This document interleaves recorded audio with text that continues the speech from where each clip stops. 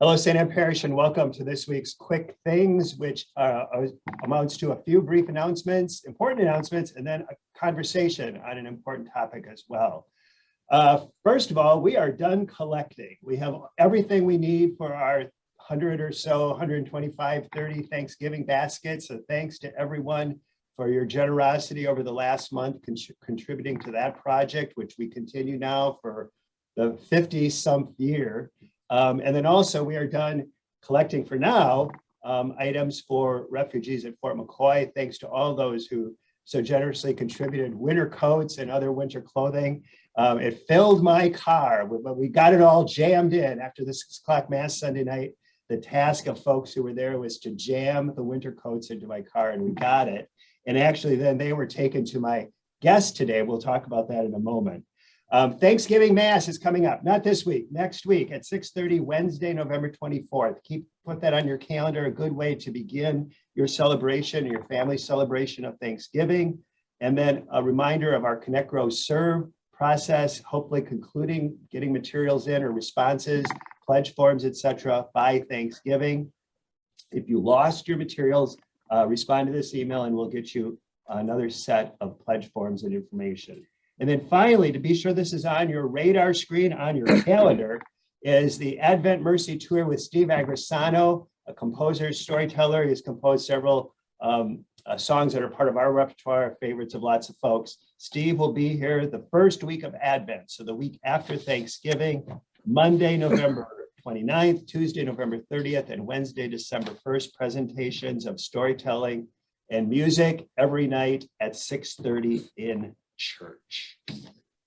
More in this email with which the video is contained. So joining us this week is Greg Hansel.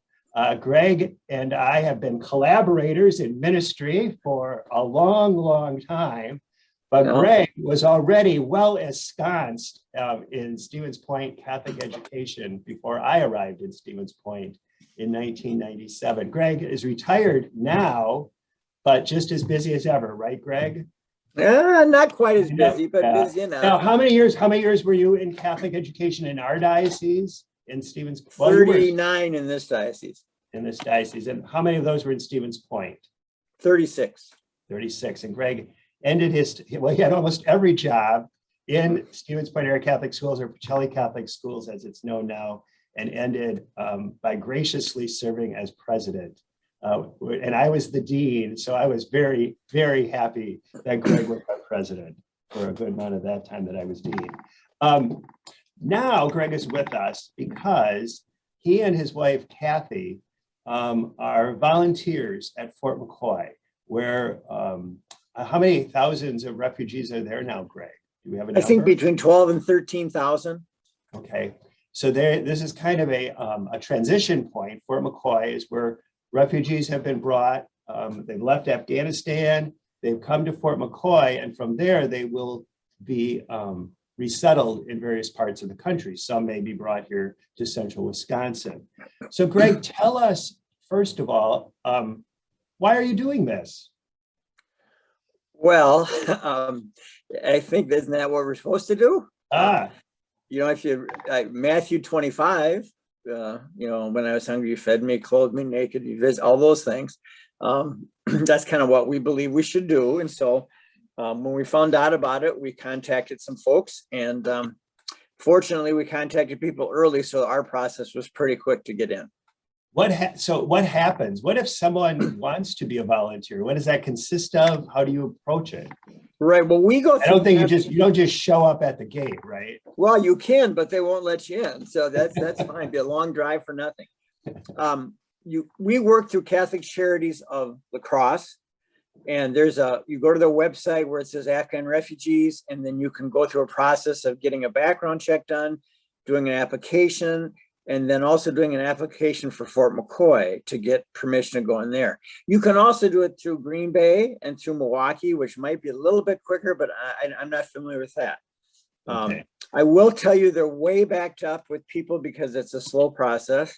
So if someone that really wants to volunteer, the best way to do it maybe would be to contact me, and then I can work their way through that a little bit more quickly. If people want to contact Greg, you can just respond to send a note to me, an email to me, and we can connect with Greg then. Sure, that'd be fine. Yeah, I mean, it does need to be a rather thorough evaluation process. I mean, correct? I mean, we can't just have people show up.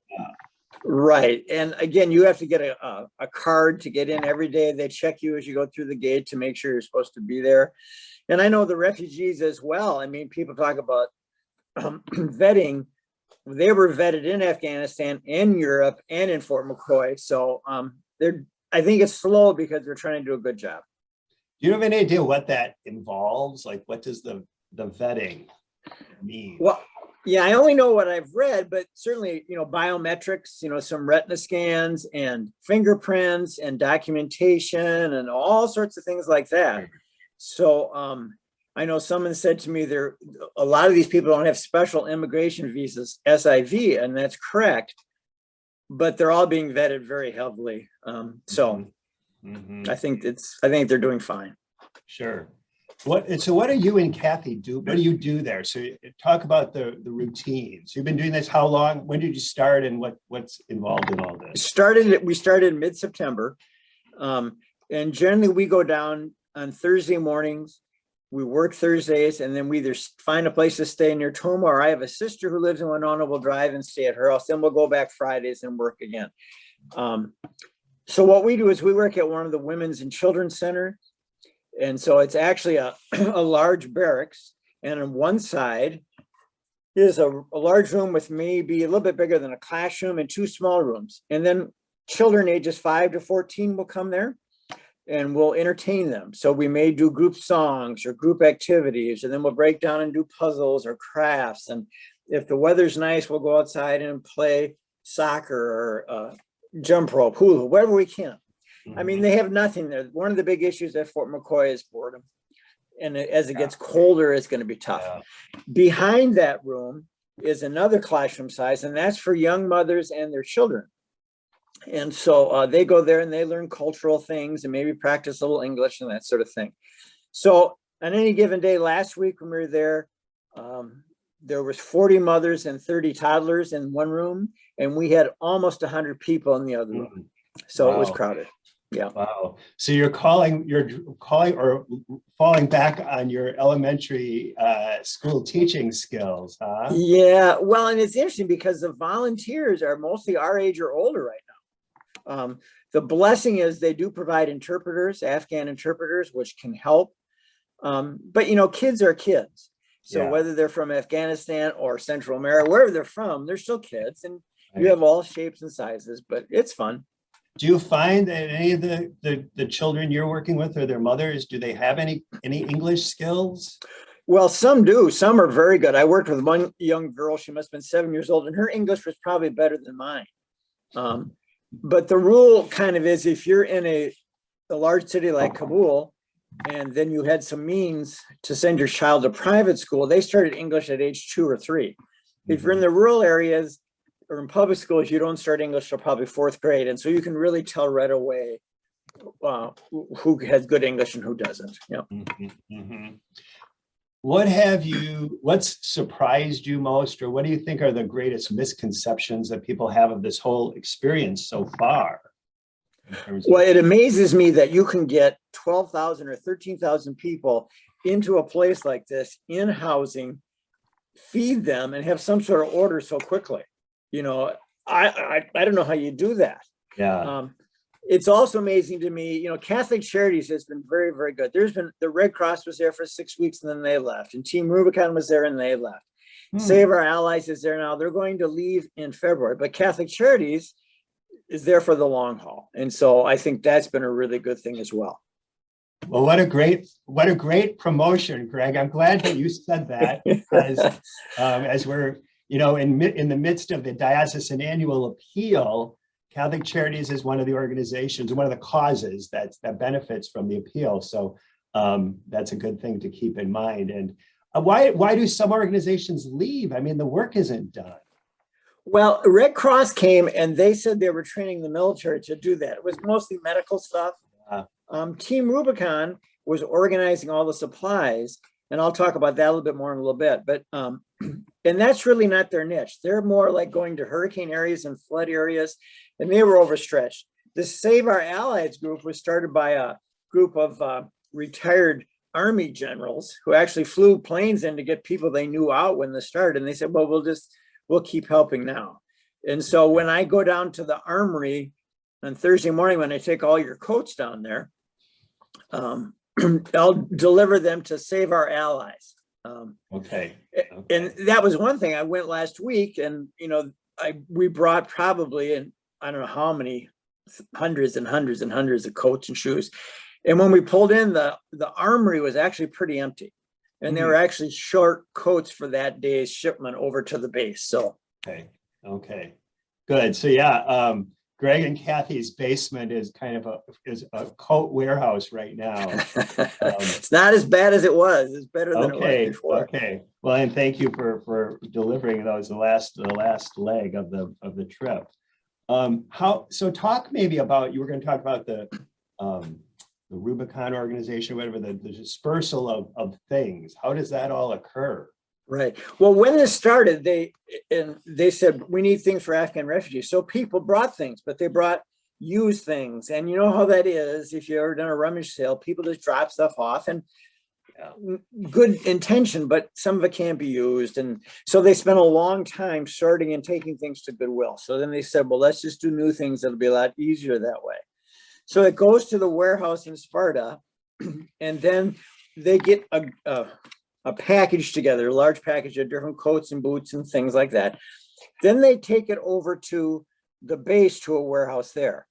And then small groups of refugees are allowed to go into these warehouses and get certain things, a certain number of things at a time. So when you have 13,000 people, it takes a long time to get through there. So even last week when we were there, we still had kids who were wearing flip-flops. They didn't have winter shoes or boots. Cold as it was. As cold as it was. Some kids, a lot more people had coats. But the other thing too, as soon as people leave Fort McCoy, there are 15,000 waiting in Europe to come in. So they're replaced right away. So there will always be a need for coats and things like that. Are there many being relocated out of Fort McCoy yet?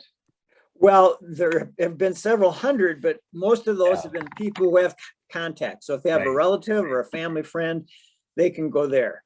And that's where it's going to get hard now. Just like you all in Wausau are trying to become sponsors, it's a slow process. Well, and necessarily so. I mean, there needs to be a very clear discernment on our end as to whether an organization or whatever is ready to take on that responsibility. This isn't something to just enter into flippantly and say, oh, that would be fun. Let's do that. Right. Well, and having done that, my wife and I have done refugees before, and it's not a short-term thing. You're talking long-term. People say, how many months? Well, months, years, especially if they stay in the community.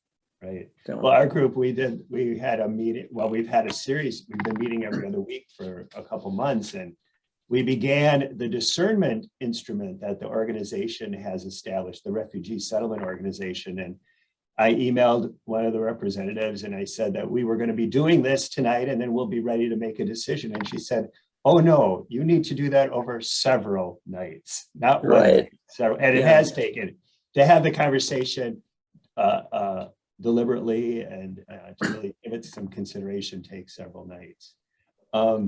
So are you in this for the long haul, Greg? Are you and Kathy going to keep going down there? Yeah, I think we will. The Catholic Charity said that their people will be there for 6 months to 2 years. And I think 18 months is probably my best guess before people are mostly out of there. So we're going to keep going down. Now they've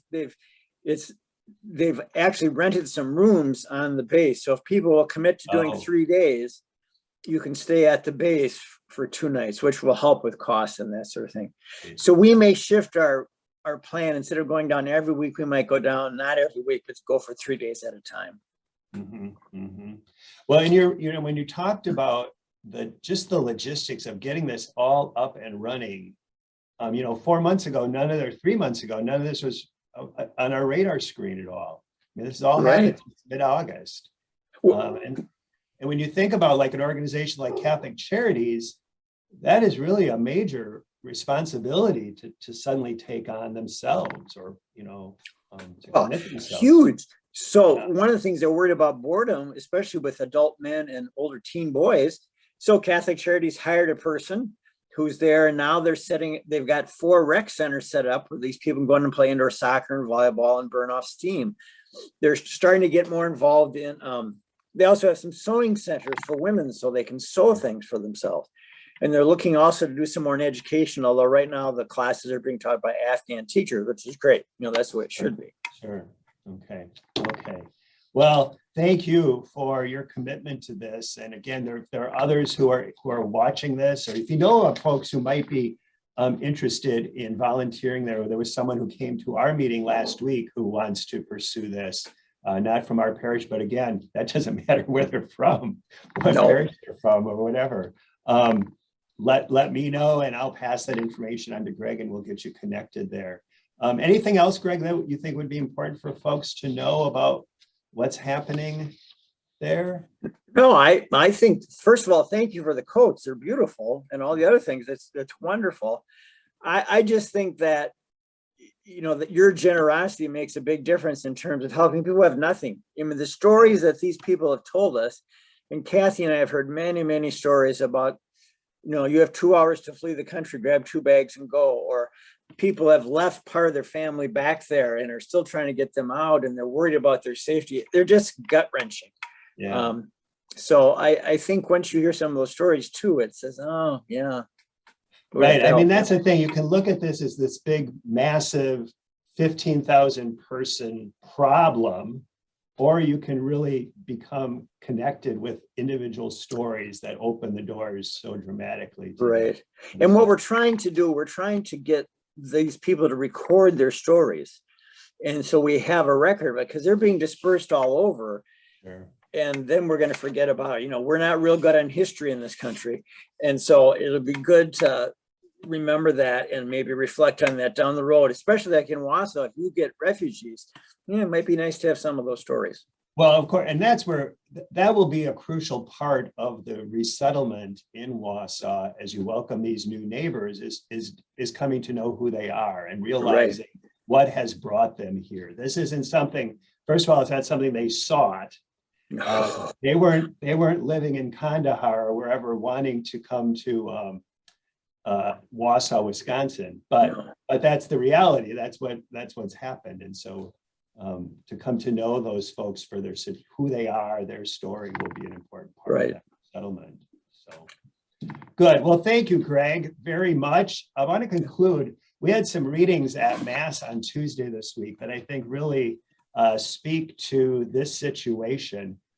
First of all, in the first reading from the book of Maccabees, we have Eleazar, this 90-year-old guy who is determined to hold to his faithfulness to the law and refuses to eat pork because he wants to set a good example for the younger believers, the younger people. He is not going to give in and disparage, what he's lived his life believing, and he wants to provide a good example for younger people. And one of the things that came up in our discussion as to why would we sponsor a refugee family was to provide a good witness for young members of our community.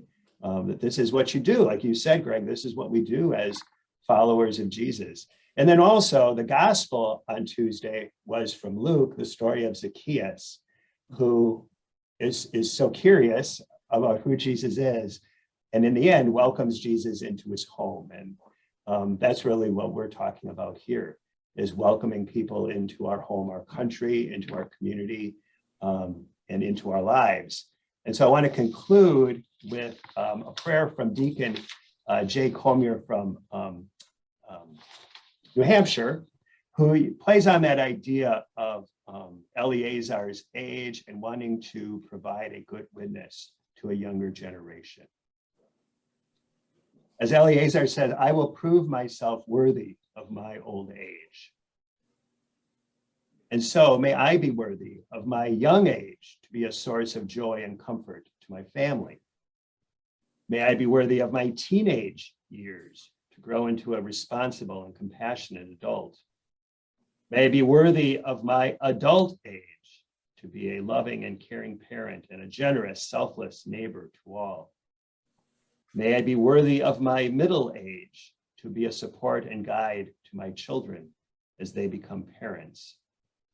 May I be worthy of my older years to be a model of wisdom and grace for those I love. May God grant us the grace and courage that blessed the life of Eleazar and the curiosity and welcome of Zacchaeus. Amen. Amen.